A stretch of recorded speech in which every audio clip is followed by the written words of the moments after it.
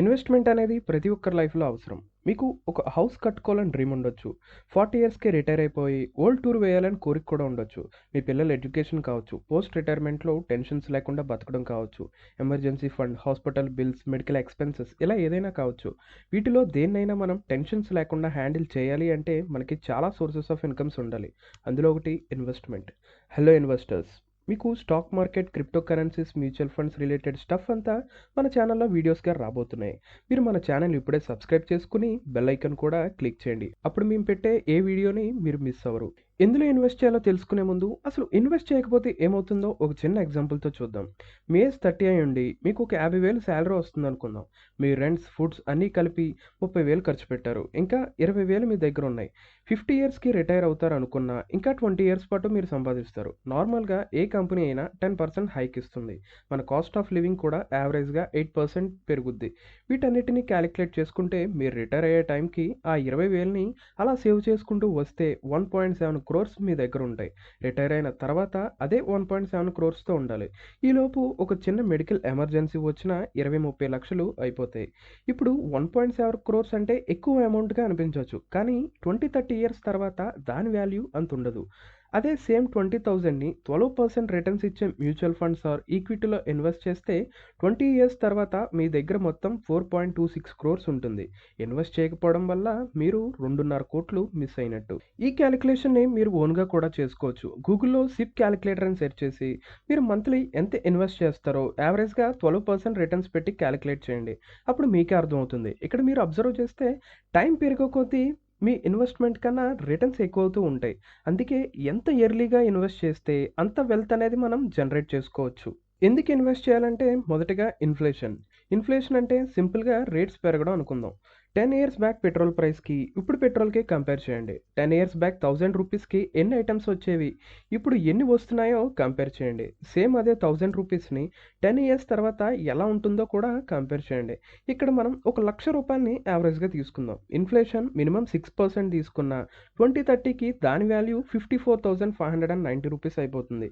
అంటే ఆల్మోస్ట్ సగం అయిపోతుంది. ఇదే ఇన్ఫ్లేషన్ అంటే. ఇండియాలో యావరేజ్‌గా ఇన్ఫ్లేషన్ 8% ఉంటుంది.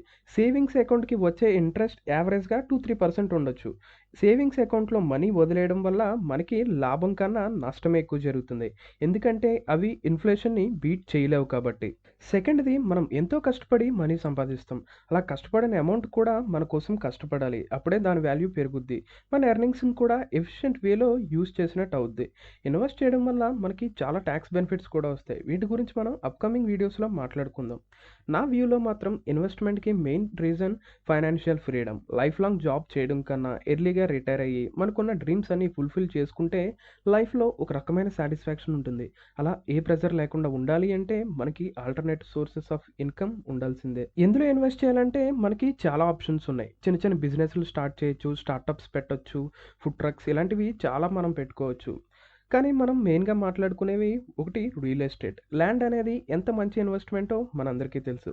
కానీ రియల్ ఎస్టేట్‌లో ఎలా ఇన్వెస్ట్ చేయాలి అంటే మనకి చాలా అమౌంట్ అనేది కావాలి. మనం మంత్లీ సేవ్ చేసుకునే 10,000, 5,000తో ల్యాండ్ అయితే కొనలేం.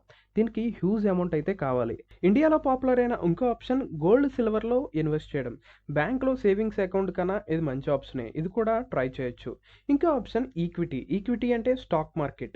ఒక కంపెనీ షేర్స్ అమ్మడం, కొనడం లాంటిది. అసలు స్టాక్ మార్కెట్ అంటే ఏంటి?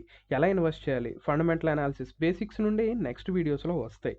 ఇండియాలో లాస్ట్ 15 ఇయర్స్ నుండి కంపేర్ చేస్తే ఈక్విటీస్ 15% రిటర్న్స్ ఇచ్చాయి. కొన్ని కంపెనీస్ అయితే 20, 30% రిటర్న్స్ కూడా ఇచ్చాయి. పైగా రియల్ ఎస్టేట్ లాగా ఇందులో క్రోర్స్ ఇన్వెస్ట్ చేయాల్సిన అవసరం లేదు. మన దగ్గర 1000 ఉంటే 1000 చేయొచ్చు, 500 ఉంటే 500 చేయొచ్చు, ఎంత చేయాలనుకుంటే అంతే చేయొచ్చు. అసలు 2, 3 మంత్స్ మనకి ఇన్వెస్ట్ చేయాలని ఇంట్రెస్ట్ లేకపోయినా ఏం ప్రాబ్లమ్ ఉండదు. ఈ పిక్‌ని మీరు చూడండి. ఈ పిక్‌ని మీరు క్లియర్‌గా అబ్జర్వ్ చేస్తే 2010లో మీ దగ్గర రూ. 100 ఉన్నాయనుకుందాం. ఆ రూ. 100ని తీసుకెళ్ళి బజాజ్ ఫైనాన్స్ కంపెనీలో ఇన్వెస్ట్ చేస్తే దాని వాల్యూ ఇప్పుడు 9,600 అవుతది. అదే హెచ్‌డిఎఫ్‌సి బ్యాంక్‌లో ఇన్వెస్ట్ చేస్తే రూ. 650 అవుతుంది. అదే గోల్డ్‌లో ఇన్వెస్ట్ చేస్తే రూ. 260 అవుతుంది. బ్యాంక్‌లో ఫిక్స్డ్ డిపాజిట్ చేస్తే రూ. 170 అవుతుంది. ఇది స్టాక్ మార్కెట్‌లో ఇన్వెస్ట్ చేయడానికి, గోల్డ్‌లో, బ్యాంక్‌లో ఫిక్స్డ్ డిపాజిట్ చేయడానికి డిఫరెన్స్. కానీ సరైన నాలెడ్జ్ అనేది లేకపోతే రిస్క్ కూడా అలాగే ఉంటుంది. Telugu investor channel main goal కూడా అదే. చాలామంది స్టాక్స్ మీద, క్రిప్టో మీద నాలెడ్జ్ లేకుండా ఇన్వెస్ట్ చేసి, ట్రేడింగ్ చేసి అమౌంట్ అనేది పోగొట్టుకుంటున్నారు. అలా ఎవరు ఉండకుండా అందరూ ఫైనాన్షియల్ లిటరసీతో గ్రో అవ్వాలని మా కోరిక. మీకు కంప్లీట్ ఫైనాన్షియల్ స్టాక్స్ ఎలా సెలెక్ట్ చేసుకోవాలి, ఎందులో ఇన్వెస్ట్ చేయాలి, క్రిప్టో కరెన్సీస్ అంటే ఏంటి, మ్యూచువల్ ఫండ్స్ డీటెయిల్స్ ఇలాంటి చాలా ఇన్ఫో మన ఛానల్లో రాబోతుంది. మీరు ఆ వీడియోస్ని మిస్ అవ్వకూడదు అనుకుంటే మన తెలుగు ఇన్వెస్టర్ ఛానల్ని ఇప్పుడే సబ్స్క్రైబ్ చేసుకుని పక్కనే ఉన్న బెల్ ఐకాన్ కూడా క్లిక్ చేయండి. Thanks for watching.